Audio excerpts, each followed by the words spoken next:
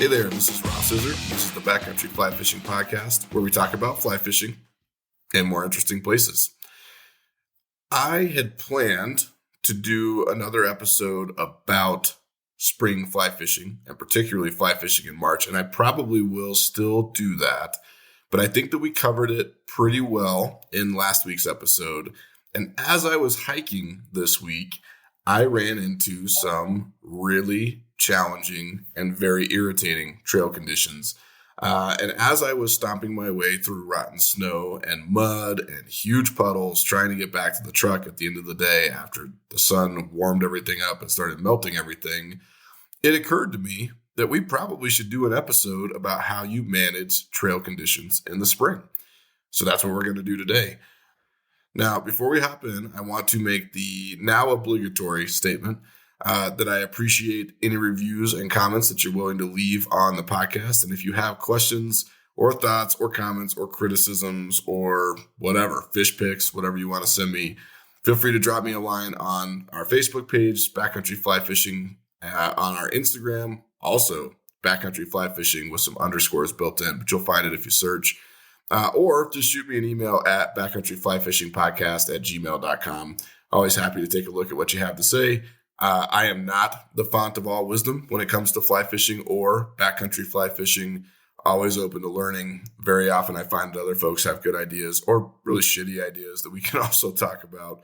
But in any case, would love to hear from you. And if you're enjoying the show, don't forget to subscribe and leave us a 5-star review if you're so inclined. Now, with that out of the way, let's go ahead and hop into this. Spring, as you know from the first 2 episodes of this season, can be a very challenging time of year to fish for a lot of reasons, right? The weather is weird and kind of unpredictable. Water temperatures are weird and kind of unpredictable. There are massive swings in insect activity and weather patterns and flows and a whole bunch of other things depending on when in the spring you happen to be fishing. And all of that comes together into this big sort of jumble of interesting variables that you have to think about when it comes to fishing. But you also have to think about them when it comes to hiking.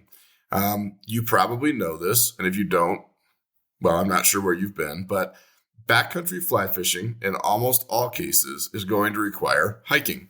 You know, there may be some rare exceptions, like you're flying in on a float plane, which I'm actually going to do this summer in British Columbia. We'll talk more about that later on. You might ride an ATV, you might mountain bike. I'm not saying that there's never a time that you could get into a backcountry stream or lake without hiking. But for the most part, your primary means of conveyance to these places are your Mark I legs, the ones that the good Lord gave you that you were born with, probably, no offense if you weren't, and that you're going to have with you, I hope, until you die, right? If you take good care of them. And those legs are critical, and the feet attached to them. And you're going to be using them often. You know, you've gone through the wintertime, you've been out on the tailwaters. You probably have done some light hiking, if you're like me, to get into a few of the further back or further set out tailwaters. But you're probably not doing big hikes, at least not for most of the winter. You're probably fishing fairly close to home. You're probably fishing reasonably close to your car, depending on what your tailwaters look like. And so you probably taken a little bit of a hiatus from hiking. And once the spring rolls around, and weather starts getting warmer and the sun starts peeking out, you're going to want to start getting back out to these places. That is going to require you to hike, and it's going to require you to hike in what I think are probably the most challenging conditions of the year. So today we are going to talk all about that, the challenges that you are going to see and the ones you should expect, gear recommendations for how you might be able to deal with or mitigate those challenges, and then just some tips to help you sort of be a better hiker in the spring. And I know that all sounds fairly rudimentary, but to be honest with you, the more time you spend on the trail, the more you realize that hiking, and particularly hiking in challenging conditions, is a skill in its own right? There are people who hike just to hike, not necessarily to go fishing. And it requires its own set of gear and its own set of skills and its own set of knowledge and know-how that you should have at least a basic understanding of as a backcountry angler, because if you don't, you're likely to have a bad time. At the very least, it's not going to be very fun.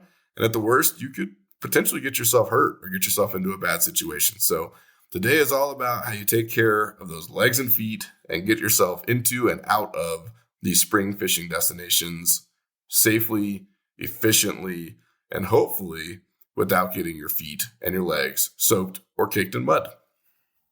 So let's start with trail conditions in the spring generally and the challenges that come along with that. The first one is that a lot of your trails are still going to be snowed in, right? So there is a general misconception among people who have not been doing a lot of backcountry fishing that as soon as the trails at the lower elevations start clearing up, or if it's dry down at 6,000 feet where you live or wherever you happen to be, that you should expect clear trails further up the hills and at higher elevations. That's just not true.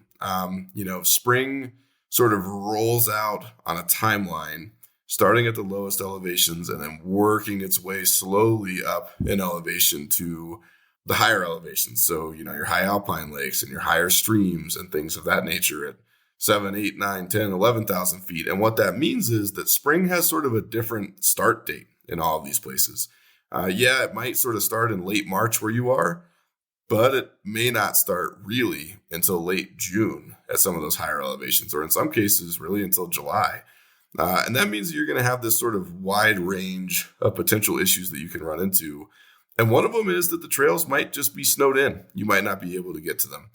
I have had a fair number of experiences in the spring, and this is particularly in, let's say, March and April, sometimes on into May and June, but let's stick with March and April because I think they're the most egregious offenders here, where I will roll up to a trailhead and either the trailhead itself is so snowed in that I can't get in, even with the 4x4, or the trail is so snowed in that it just isn't safe to traverse. There are some ways that you can deal with hiking in snow, and we'll talk about those here in a minute. But in some cases, you roll up, there's 3 or 4 feet of snow on the ground. It's not packed. There haven't been other people there. There's no trail there, at least as far as footprints to follow or packed snow to follow. And that can be pretty tough. That can be pretty challenging. And I have had days where I roll up and realize that something just isn't accessible yet. And the correct answer is just to wait for a little bit longer. So we'll talk a little bit more about how to mitigate it, like I said, but just be aware that there may be, particularly at higher elevations and certain areas that don't get as much sun. So like north-facing slopes here in Colorado, they're just going to have snow on them until later than you probably think. And you should be aware of that for pretty much the entire spring.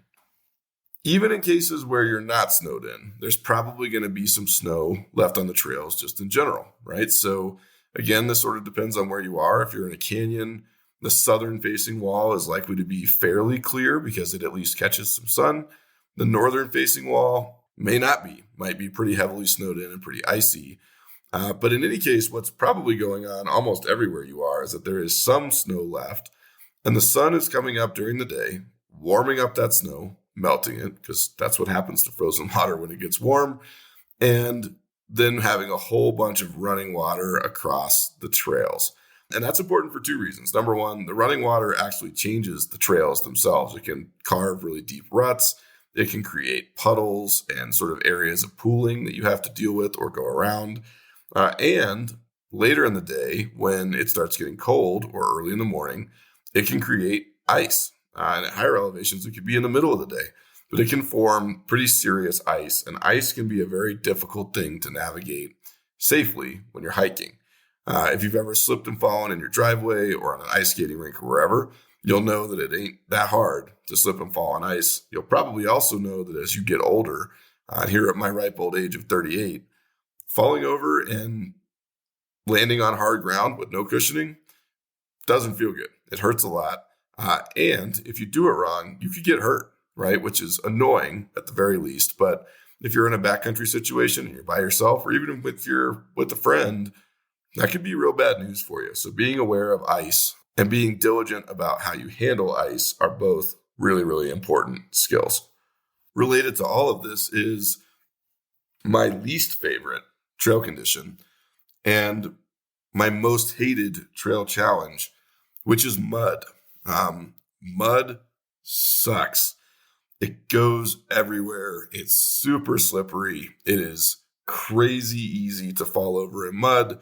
It's even easier to get mud all over your stuff and get filthy in it. It's very unpleasant stuff, and it can make it very, very hard to hike. Mud can be on the trail in the morning, or you can have what happened to me this week happen to you, which is that I hike in It's relatively snowpacked. It's fairly cold. And there's ice that I need to deal with and some snowpack and some deeper sections, but nothing that's unmanageable. And I hike in nice and chilly. I fish. And then when I come out, the sun has warmed all of that up and turned it into a muddy mess.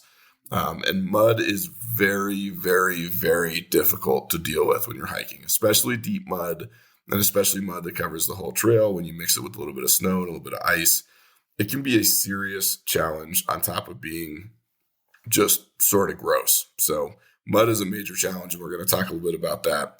And then the last one that I'll mention that you really should be aware of, and I'm not going to go too deep into this one because we did a whole episode on it with Bruce Tremper last season, but avalanche safety. So particularly going out to spring canyons and spring high alpine lakes, if you're trying to catch ice out or whatever, you need to be aware of the fact that there is a pretty significant avalanche danger in some of those areas in the spring. That danger is there in the winter, obviously, when there's a ton of snow. But as that snow starts to warm up and rot and melt, that can really start destabilizing those snow layers and creating slab conditions and snow conditions that could conceivably lead to some pretty serious avalanche risks. So go back, listen to that episode with Bruce Tremper. It's a fascinating episode. He's a really interesting guy. Read his book if you're so inclined. Go out, take an avalanche safety course if you're so inclined. But do be aware of the fact that avalanche danger is a real thing in the spring, and particularly the early spring.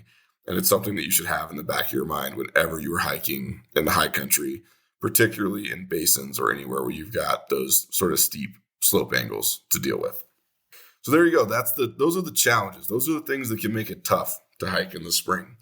So, let's talk about how we start to deal with those challenges, particularly with regard to the gear that you need. I will preface this, as I always do, by saying that hiking, like fishing, is an intensely personal thing. Everybody has their favorite way of doing things. They have their favorite gear, their favorite brands, the stuff they like, the stuff they don't like. That's all well and good. I'm not here to say that my way is the only way. But, as with most things, I've been through quite a bit of trial and error on this stuff. I've tried a lot of gear that just didn't work out for me for one reason or another, and have spent a fair amount of my time cussing as I slip and slide around on horrible, muddy, icy spring trails. And so, I may not be the be-all, end-all font of wisdom on this thing, but I know a couple of things. And so I'm going to tell you how I do it. And then you can take that or leave it, use it as a foundation, build your own, whatever you want.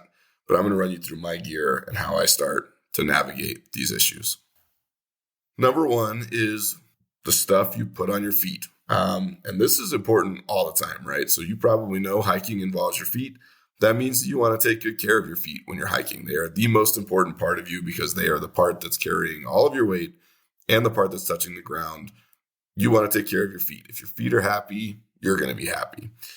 Now, in the spring, you don't have the same leeway that you do in the summertime. I am a big advocate in the summer of wearing really good, mid-length, waterproof, breathable hiking boots. I think that they are by far the most useful kind of boot. You never know when your feet might get wet. You might have to cross a stream. You might go through a puddle, might rain, whatever. Never hurts to have a good pair of waterproof boots. But I understand that some people like to hike with less substantial boots or ultralight boots or even like trail running shoes. I don't think you should do that, but if you're into it, knock yourself out in the warmer months, and that's fine. But if you attempt to do that in the spring, when you're dealing with snow and with ice and with runoff and with water and with mud, you're going to have a bad time. Your feet are going to get wet. When your feet get wet, it's going to be extremely unpleasant. That's how you get blisters. Your feet get nasty and wrinkly. If it's cold outside, you can get very, very cold feet, and that'll put it into your day pretty quickly. It's just not a good time. And so as a base, when you're going out in the spring, you need to make sure that you have a really decent pair of hiking boots. These should not be low-top hiking boots. I said earlier, mid-length. And by that, I mean hiking boots that come up. They don't need to be the huge ones that come up to, a quarter of the way up your calf, but they should come up quite a bit above your ankle, in part because those boots tend to be more stable for your ankle. They make it less likely that you will roll your ankle if you step wrong or slip.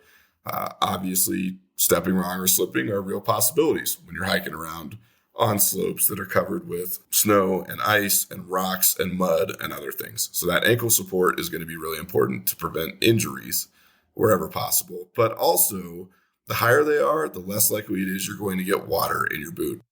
Now, this seems sort of self-evident, but waterproof boots are only designed to work if the water's on the outside of the boot, right? If the water comes over the top of your boot and gets into your boot, or if the mud comes over the top of your boot, or if you get snow over the top of your boot, your feet are going to get wet, right? So the waterproof stuff only works if the stuff isn't coming up over the top of your boot and getting down in there with your foot. If that happens, you're toast. That's pretty much the end. At the least, you're going to be hiking with wet feet all day. I have done this before. I went camping last summer, actually left my boots in the little rainfly vestibule, did not pull them in as close as I needed to the day before a big hike, and wound up putting them on the next morning with about an inch of water in them. Now, I still made the hike, but it sucked. It was not nice. My feet were cold. My feet were beat up and blistered and just horrible. They looked like a corpse's feet by the end of the day. You do not want your feet to get wet. The best way to prevent that is to make sure that you are buying a pair of hiking boots that is tall enough to deal with, 4 inches of water or 5 inches of water without coming up over the top and getting into your foot. If you want to take your chances with those low top hiking boots, okay, Viacon Dios Desperado. Just be aware of the fact that sooner or later you're going to step in deep snow or a deep puddle or whatever, and your feet are going to get wet and you are not going to enjoy it at all. So good hiking boots are an absolute must, just as a starting condition for spring hiking. Oh, and one more note about the boots. Traction matters, right? So we've talked about this before, but when you buy a pair of boots, you need to pick up the boots, you need to flip them over, and you need to look at the tread. You are looking for pretty deep, aggressive tread on these things. You are not looking for those cutesy tread patterns that have, like a Mickey Mouse symbol or a circle on the heel and then a little bit of tread up here or whatever cutesy branded bullshit they like to put on those things. You want to pick those things up and look at the tread and be able to say, okay, that looks like it's going to be able to grab and hold and stick in snow and in mud and in difficult conditions. When you go shop for them, I strongly encourage you to actually go to a store. So like REI is a great place to go. I love to buy my hiking boots at REI, in part because I like REI and it's fun to go in there. But also because they have a really cool little thing that is like this slanted fake rock with a handrail on it so that you can put on the boots and you can test them on an incline and kind of feel, okay, how sticky are the soles? How do they feel on my feet? Do my toes slide too far forward in the toe box and hit the end? Which, by the way, is a big problem. I have actually cracked and shattered toenails by having boots that were a little too short, where my toes would hit the end of the toe box. And over the course of, 12 miles of hiking, that force was enough to bruise my toes and break my toenails. And it didn't feel great. But go and test them out. If you can find some place that has that sort of faux rock thing, cool, go look at it. If you just need to make up your own slope or ramp or whatever, do it. But make sure that the boots that you get are good ones that feel comfortable to you, that you want to wear all day, and that you've at least looked at and thought about and maybe tested a little bit before you buy them. Once you have the boots, no matter how good the traction is, you got to think about additional traction on ice and on packed snow. When you get out there, there's going to be probably some ice on the trail, like we talked about. And even if there's not ice on the trail, you're going to run across areas of really heavily packed snow. Now, heavily packed snow is a good thing. In general, and we'll talk more about this here in a few minutes, but in general, packed snow makes it easier for you because you can follow a trail that somebody else has already cut. It's easier to walk in than deep powder where you're post-holing through and kind of struggle busting your way through all that stuff. So it's a good thing, but the downside of packed snow is that it can be very similar to ice, and in fact can be covered in a layer of ice, and that can be tough to traverse just like ice without some additional traction. For that, you are going to want a pair of spikes that you can put on your boots. If you haven't seen these before, they are sort of rubberized cleats that go around your boot all the way from the toe to the heel, stretch out over the boot so they clamp on nice and tight, and then underneath they have some type of tread. Some of them have metal coils as tread, some of them have spikes, some of them have micro spikes. There are a whole bunch of different versions of these things. However, you want to have them with you at all times. These should live in your spring hiking backpack. I never take mine out of my backpack, really ever, to be honest with you, but at the very least, not until like the very height of summer when I'm completely sure I am not going to run into ice and snow on the trail. And even then, I might keep them because they help with mud. But you want a pair of these things, and you don't want the cheap ones. Okay, so you can buy these on Amazon for, I don't know, like 15 or 20 bucks. Those are probably not very good. I've tried them before. I've broken, I don't know, about 6 pairs of those, I would say. Where the rubber snaps or the tread breaks or the chain snaps or whatever. And so I don't trust them anymore. These are worth investing a little bit of money in to get good ones. And the ones that I have settled on after a whole bunch of experimentation and failure are Kahtoola, Kahtoola Exo Spikes. Kahtoola doesn't pay me for this. Nobody pays me for any of this. I'm not sponsored by anybody because I'm just some guy talking about fishing on a random podcast. So this is not me trying to sell you a product. It's just me telling you what I use. Kahtoola Exo Spikes have been the best ones that I have bought. They're super durable. They work really well. They provide a ton of great traction. I have never once thought they were going to break. I went through a period where I carried 2 sets of these spikes with me when I was using the cheaper ones because I was always worried one would break. I don't really do that with the Kahtoolas. I just keep 1 pair because it's all I need and I trust them. You know, they're more expensive. So Kahtoola Exo Spikes are $65, $70, which is quite a bit more expensive than those cheap ones you get on Amazon. But the trade-off for that is that they are much better, and you're probably only going to have to buy 1 pair of them, right? So this is the old buy nice or buy twice adage.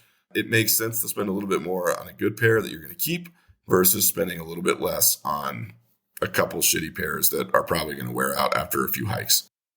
Now, once you have these, and this is going to seem real basic, but I'm going to say it anyway, you have to actually put them on and use them.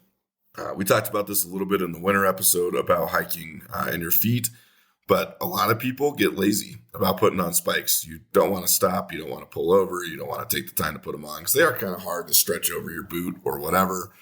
And so they just don't use them. And they're like, nah, I don't need them. Nah, I don't need them. Nah, I don't need them. Until they do need them. And then something bad happens and they fall and they get hurt or they, fall down a cliff face or whatever it happens to be. You don't really want to do that. If you think you might need spikes, you should just put the spikes on. If the trail is icy, put the spikes on. If it's muddy, you should probably put the spikes on. If you're running into really significant places of packed snow on an incline, put the spikes on. When in doubt, you should just put these things on, okay? You're not going to wear them out, not really. They don't make it all that much harder to hike. It takes maybe 3 minutes, 4 minutes to put these on. Pull over, put them on your boots, just have them on. If you feel like you might need them, it is going to be worth it to you. They won't do you any good in your back, right? So like most of your gear, it's great that you have it with you. You should always have these with you. But if they never come out of your backpack, why bother, right? They're not going to be able to do their job from the back flap of your day pack. So make sure you're putting them on whenever you're running across challenging trail conditions.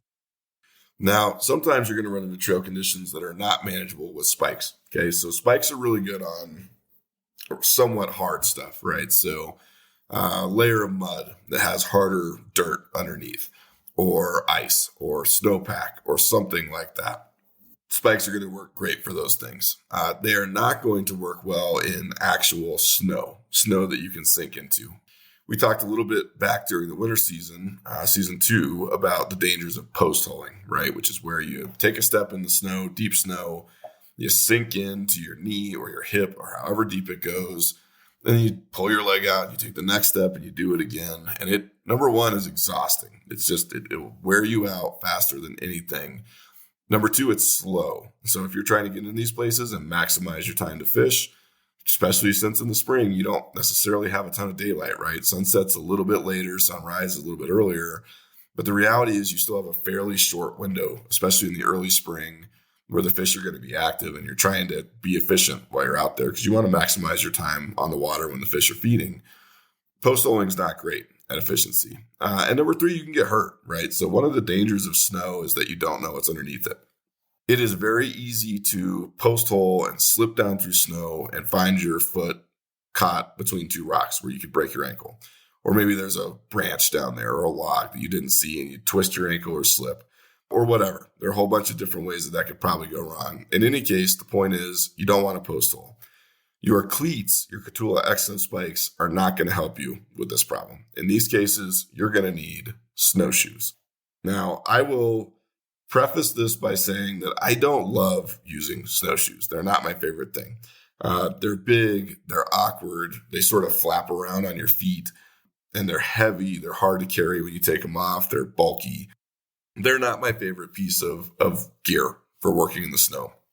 But that said, there are times when you're going to need them. And snowshoes, for anybody who doesn't know, probably most of you do, but they work by distributing your weight out over the snow. And by doing that, they keep you from collapsing down into the snow the way that you would if you were post-holing, right? So if you put all of your weight, I'm a 215-pound dude. If I put all of my weight on my foot in the snow, it's going to punch a hole through the snow because all that weight is distributed around a fairly small point, which is my foot. And the snow can't handle it. Just can't bear that kind of weight. You're going to post hole down into it. Snowshoes distribute the weight around your foot. So rather than having all of it pushing through your foot itself, it's distributing it out across this big panel. That helps you stay on the top layer of snow and therefore lets you cross much deeper areas of snow.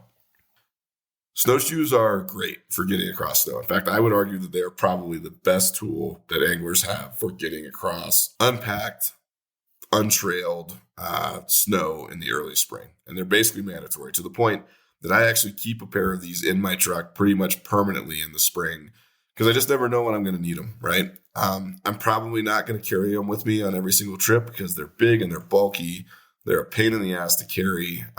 If you don't need them, you probably don't want to have them with you. But if you do need them and you have even a suspicion that you're going to need them, it makes sense to have them with you, at least in your car or your truck. Or maybe even with you out in the field if you think you're going to run into significant snow, particularly if you're going up in elevation, right? So let's say you start a hike at, 8,000 feet in April or March or May, whatever you're doing. And it's relatively clear, but you're going up to 10,000 feet. Well, you probably know from listening to this podcast and being the smart cookie that you are, that even though there's no snow at 8,000 feet, there very well could be snow at 10,000 feet. And that might mean that you want to bring the snowshoes. So, be vigilant about that. Think about it. If you think you might need them, bring them. Just make sure that you have them with you in the spring. Because if you were doing backcountry work, if you were trying to get out there when there's still snow on the ground, you're going to run into situations that require snowshoes to handle safely. And when you do, you're going to be really glad that you have them. Now, one word about snowshoe sizing that you want to keep in mind. A lot of people don't know this, but snowshoes work in sizes, and they don't work in regular sizes. They work in sizes by inches, right? So you have 20 inches on the small end, and they go all the way up to I think 36 inches. And those inches are a measurement of how wide the hoop is or how large the hoop is, I should say, on the snowshoe, and therefore how much surface area the shoe provides to distribute your weight. And that's important because the more that you weigh, the larger that surface area has to be in order to keep you from sinking into the snow. And this means that you can't just go out and buy any pair of snowshoes. Okay. You can't just run out and say, all right, I'm going to get the 22 inches because they're on sale today on backcountry.com or whatever. That probably won't work. You need to take your weight and then you need to buy snowshoes according to your weight. There are sizing charts and guides online that you can look up. I don't have a particular one that I look at, but you can go on and look them up, and they're all, I think, pretty standard. So we're probably not going to go wrong. But they start at about 20 inches, which are going to go up to roughly 80 or 90 pounds. 21 inches goes up to 125 pounds. 25 inches goes up to 175, and then you get to the big boy ones, which are the ones that I use, which are 30-inch snowshoes. They go up to about 220 pounds, and then above that is obviously for folks who are heavier than that. Make sure you buy the right size. I have a pair of 30-inch tubs snowshoes that I use. I think they're fine. To be honest with you, I don't snowshoe enough or know enough about them to be able to offer relative recommendations across different brands. The good ones are probably not super cheap. I don't remember exactly how much I paid for mine, but I think it was a couple $100, but go do your shopping and read the reviews and find one that works for you, because I am definitely not a snowshoe expert, at least as far as a piece of gear goes. But you do want to make sure that you have good snowshoes that are not going to fall apart on you, especially if you're relying on them, because if your snowshoes break while you're out there, that could be big trouble for you trying to get back. But make sure you get the right size, because if you don't, they're not going to work. And at that point, you might as well not be lugging them. So snowshoes are something that you can keep in mind as you start running into more and more snow in the spring backcountry. And they are worth having and investing in, especially if you were out here in the West, where you're going to have pretty significant levels of snow to deal with, all the way into, at the very least, June, and very often off into July, and even August in some cases, depending on where you are and the elevation. So snowshoes are important. Look into them. The last piece of gear that I want to mention is socks. I always carry, and some of you probably remember this from the season 1 episode where I talked about what I carry in the summer and fall. This is same thing for the spring and the winter. I always carry an extra pair of wool socks with me. I am a big fan of wool. You guys all know that I sing the gospel of wool all the time. It's all I wear on my feet. It's actually all I wear almost always as a base layer underneath my hiking clothes in the spring when I'm trying to layer up and stay warm. Because it's breathable and it's warm, but it can also be cool if it starts warming up on you. And it's all I wear on my hands, and it's all I wear on my head for that matter. I love wool. So thank you, sheep, for your sacrifice. But do make sure that you have an extra pair of good quality wool socks with you, because sooner or later, no matter how careful you are, you're probably going to get your socks wet in the spring. It's just going to happen. You're going to step in a deep puddle. It's going to go over the top of your boots. Your feet are going to get wet. You're going to sink into the snow, and it's going to get trapped in there and melt. Whatever. Something's going to happen probably in the spring. You are eventually going to get wet socks and wet feet. That sucks because it is not fun to hike with those, as we talked about earlier. Having a pair of dry socks can make all the difference, right? So if your socks get soaked, being able to take those things off real quickly. Don't leave them in your boots, because then the boots will get super duper wet. And at that point, you're just putting on dry socks to stick them down in wet boots, and that obviously somewhat defeats the purpose. But having an extra pair of dry socks to put onto your feet, if that does happen, if that worst case scenario happens, is a good idea. And it's something that you're going to be really thankful for the first time you need to pull them out. This is one of those items in your bag that you can stuff them in there. You'll probably forget they're there. You might go on 50 trips and never even look at them. And then on number 51, bam, feet get soaked. And when that day comes, you are going to be so ridiculously happy that you have extra wool socks in your pack that you'll be singing hallelujah from the mountains. So stick those in your pack. They're an easy gear item. They weigh next to nothing. And it's something that you'll be really happy to have, particularly if you run into trouble out on the spring trail. Similarly, I'm going to throw in that you want to wear a good pair of water-resistant hiking pants. You can wear shorts, I guess, if you really want to. I almost never wear shorts when I hike because it's just an open invitation to getting bugs on you, mosquito bites, poison ivy, if you're not paying attention, scratches from sticks and twigs, whatever. I'm not a ticks, depending on where you live. I'm not a big fan of hiking in shorts. So I always wear hiking pants anyway, but in the spring especially, I make sure that I wear a good quality pair of water-resistant hiking pants that come down over the top of my boots. And the reason for that is pretty simple, which is that I don't want my feet to get wet. And those pants provide an extra layer of protection from water coming in over the top of your boots and getting your feet wet. They also happen to be comfortable. You get good ones that are pretty breathable. They have lots of pockets so you can put your stuff away.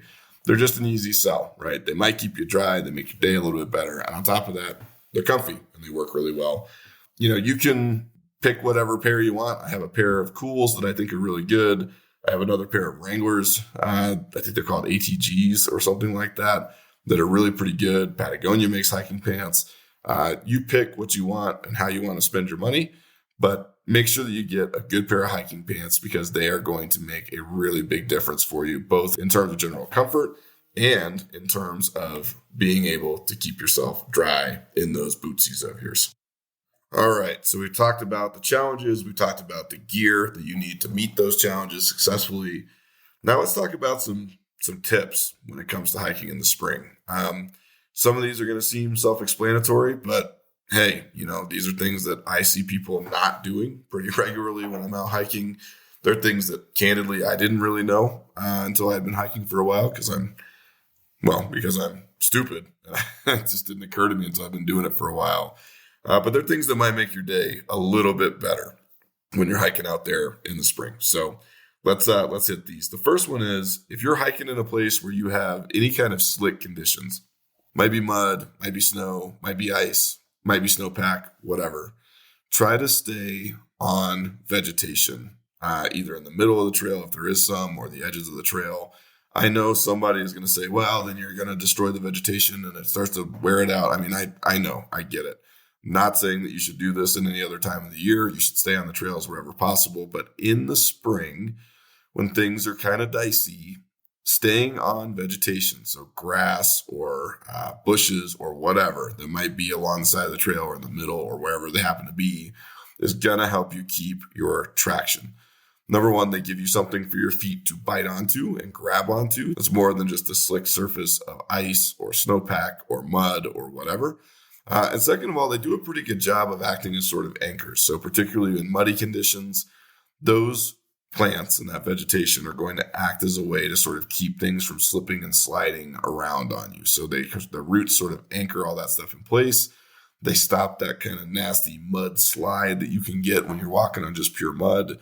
And it will make your life easier and make it less likely for you to slip and fall if you can walk in vegetation wherever you can when the trail conditions are tough. That's tip number one. Tip number two is avoid puddles, okay? I know you have your inner 5-year-old that really wants to stomp in the puddles, and it can be fun. I mean, don't get me wrong. But here's the thing. When snow melts, it creates a bunch of running water. Running water causes something called erosion. And erosion can create some pretty deep holes and channels in the ground. And the problem with the puddles that you run into, especially in the spring, is that they're not really crystal clear. You can't see the bottom of them. They're usually muddy. They're usually stained. You can't really see what's under there. And that means you don't know how deep they are, right? So the puddle in the middle of the trail that you really want to step in, or that you don't feel like going around, it might look like it's 2 inches deep and no big deal because you're wearing your kick-ass, awesome, mid-length hiking boots. But it's actually 8 inches deep. And as soon as you step into it, you're going to know because it's going to be super deep and it's going to get into your boots, and then you're going to have a problem on your hands. It is very difficult to gauge the depth of a puddle. And so the best policy is just not to step in the puddle, right? Go around it. Just try to silence that intrusive voice. Don't let the 5-year-old win. And wherever possible, don't step in those puddles because sooner or later, you're going to find the deep one and it's going to lead to a bad day for you. So stay away from those. That's tip number two. Tip number three, when you're going down any kind of slick slope, and this is kind of true even when you're going down like gravel or dirt in a perfectly dry scenario, but especially with mud or with snow, you want to turn your feet sideways. You want to kind of turn your body sideways. I see people that try to go down sort of toe first. That is a surefire way to slip. And when you slip, one of two things is going to happen. You're either going to fall face first, which is real bad, or you're going to fall straight back, which is also bad for different reasons. The better policy is to keep your feet sideways so that you have more surface area to bite into the ground. You have your whole foot, the whole length of your foot, biting into and providing support rather than just your sort of toe area trying to bite in and hold you where you are. And there's also an added benefit to this, which is that if you fall, and you're going to keep your rod in your downhill hand if it happens to be put together already, because that is the hand that will not be used as a post. If you are sort of angled sideways going down a hill and you fall, your uphill hand is going to naturally and instinctively be the hand that you put down to catch yourself. If that hand happens to be holding your fly rod, you could probably break your fly rod. And in fact, I have broken fly rods by doing that. So keep your rod in your lower hand. But when you turn yourself sideways, when you blade yourself, you get the better traction from your feet being angled the correct way. But also, if you fall, rather than falling straight forward or straight back, you're probably going to fall onto your hip or your side. It's a much safer condition. It's much easier to control, and it's just a better deal all around. So don't forget to turn those feet sideways when you're going down a steep slope. Now, when you're going back up a slope, and this can be a real problem in the spring, you can get down But once you get down, you got to get back up, right? You might have to do that on some pretty steep and pretty slick terrain. If you're in snow, and really even in mud, although mud can be extremely challenging, and I might even say if the slope looks steep and muddy, I might not go down there because it can be shockingly hard to get out of those places if you have to go up mud on any kind of an incline whatsoever.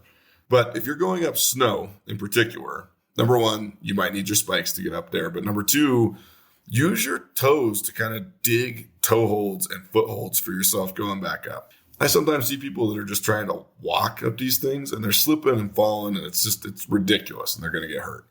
Take your toe, kick it into the snow a few times and create a ledge, almost like a foothold that you can use to step on and push yourself up. Do it again with your next foot. Do it again with your next foot. Do it again with your next foot.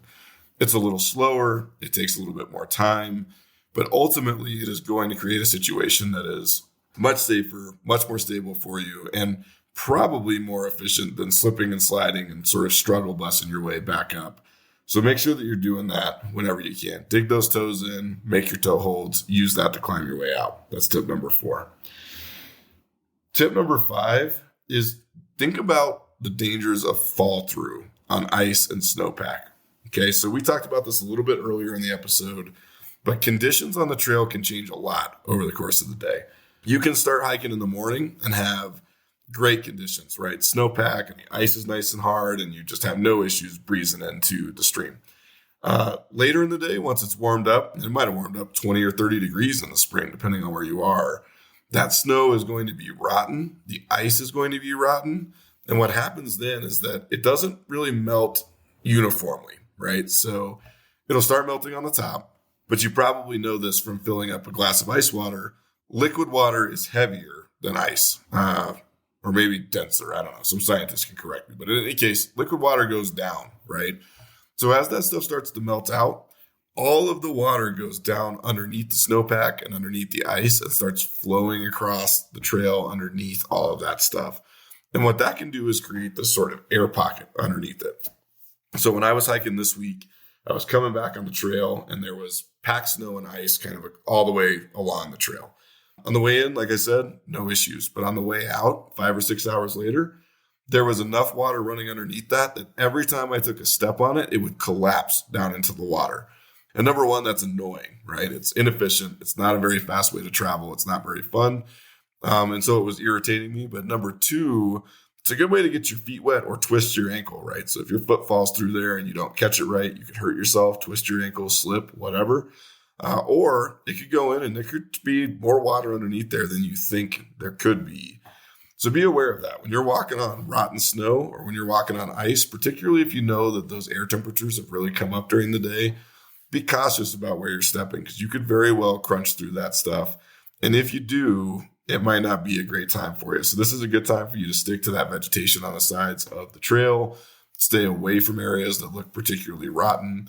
Avoid areas that look like they might be super deep or unstable. Just try to be thoughtful about the line that you pick when you're working on getting out at the end of the day in the spring. And that leads us to our last tip, number 6, which is save your energy, right? I mean, there are going to be times where you go into these places, particularly if you're hitting serious backcountry places, where you might be the first guy in there since, God, I don't know, at the fall or the summer even. And that means that there may not be a trail, which means you're going to have to go in and literally blaze a trail into that place. And that can be hard work, right? You're trying to work your way in and creating new trail and footprints and packing the snow and all that stuff. It can be very arduous. But in a lot of cases, especially in the spring when you're not going to super far-flung regions, probably, there may already be a trail. There might already be footprints. You should follow those. If there is an established trail that doesn't take you off and get you lost, I'm not saying you should follow every rabbit trail off into the woods. But if it's clearly human footprints and it's following the trail that you're on, you should follow that. Even if it doesn't follow the most efficient route, you are almost always better off following trails that have already been cut by other people. The snow is packed underneath those, which makes it easier for you to walk. You can be reasonably assured that if they made it across, there's not much danger of you falling through or triggering an avalanche or whatever. And it just sort of is an easy way to make sure that you don't get turned around, right? Because one of the other things that can happen when you're hiking in the snow depending on where you are, is if you can't see the trail and everything around you is just snow, if you don't have a trail to follow, footprints to follow, you can still do it, but you've got to be much more diligent about your navigation. You have to be keeping track of where you are, where you're going, because without it, it can get really easy to get turned around and lose the trail. That can get you lost for a lot of reasons. Getting lost in the woods is not a great idea, particularly when there's snow on the ground. So follow those established trails, right? You don't have to be a hero. You don't have to try to blaze a new and more efficient trail. You don't have to show off to your girlfriend by stomping through the snow, whatever. Just follow the established trails wherever possible. It's going to make your life easier. It's going to make your hike easier. It's going to be safer for you. And it's just going to work out better for you. So don't be silly. Follow those established trails wherever possible. You're going to have a better day and a better time for it. And I think that brings us to the end, guys. We've covered the challenges, we've covered the gear, we've covered a few tips for how to hike in the spring more efficiently and more safely. And hopefully this gives you an idea of how to handle the trail conditions that you're likely to find on your next backcountry fly fishing excursion this spring. If you have other questions, feel free to shoot them to me. If you have thoughts or things that I might have missed, same thing, go ahead and send them to me. But otherwise, I really hope that this has been a useful episode when it comes to the logistics and the practicality of actually getting into these backcountry waters as the temperatures start going up, the snow starts melting, and these waters that we love so much begin to open up to us once again. I hope you can get out and fish this week. It's starting to get pretty nice. We're still having the occasional snowstorm here in Colorado, but the weather is definitely trending in the right direction. I will be getting out this week as much as possible. Hope you'll do the same, and we'll see you back here after you catch those fish real soon. Until next time, this is Ross. Maybe I'll see you out there. Unless you forgot your spikes and fell over in the mud.